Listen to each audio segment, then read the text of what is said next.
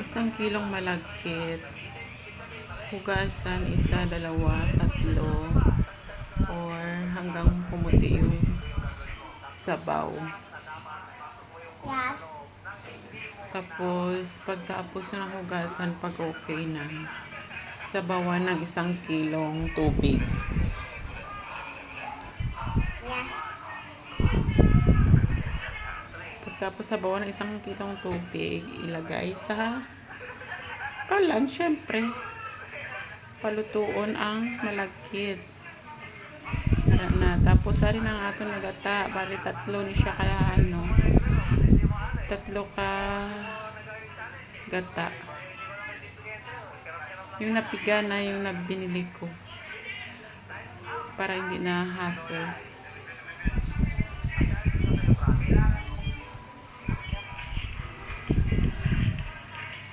Request na naman siyempre ni Vancel.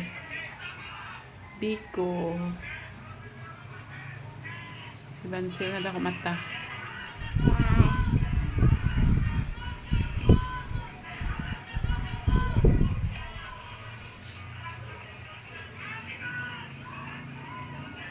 Mukhang masarap na yung sabaw. Sabaw. Kabaw. Tapos, magbukal na siya guys. Ibutan na natin ang aton nga brown sugar. Tapos, haluin. Haluin ng mabuti. Pag hindi pa kayo pagod, means hindi pa yan okay. Kailangan mapagod kabila ang braso nyo. Hindi pwedeng hindi pagod tapos na. Yeah. Naglagay nga pala ako dito ng yung balat ng kalamansi. Kasi dati, nagluto yung papa ko. Nakita ko may ganyan. So, masarap siya. Yes. Tanggal umay. Pero pag ilang minutes, kinuha ko rin. Kasi baka mapait. Nan. Mami.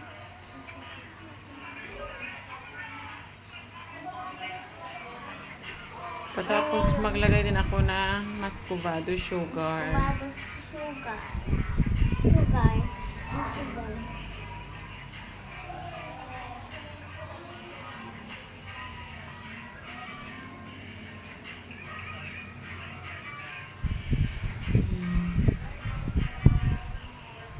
Ito yung nakakapagod lutuin. Ayan, kumukulo na. Hindi pa to siya okay kasi hindi pa sticky. Pag yung sauce niya is medyo malagkit-lagkit na, then okay na yan. Ito hindi pa. Hindi pa okay.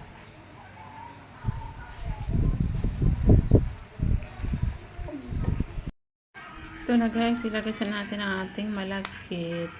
Yes. Tapos haluin na naman. Walang sawang, mabuti-buti. walang katapusang halo-halo. Yeah. Walang katapusang mekos-mekos. Mikos in the lip. Joke lang. Excited na si Vancel guys. Yes. Excited na ako i-try. Mami, baka sobrang tamis niya na. I mean, sugary? Sugar your face. Nagmana ka sa akin ah.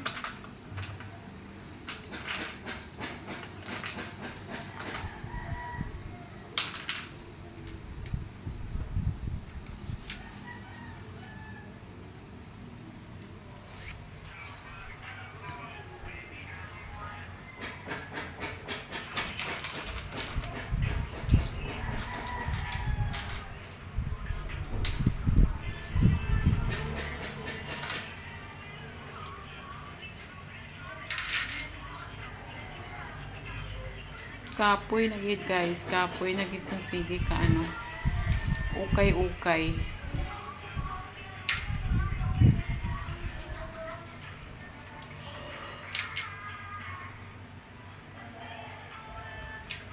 Ito na, luto na to guys. Thank you for watching. Bye-bye.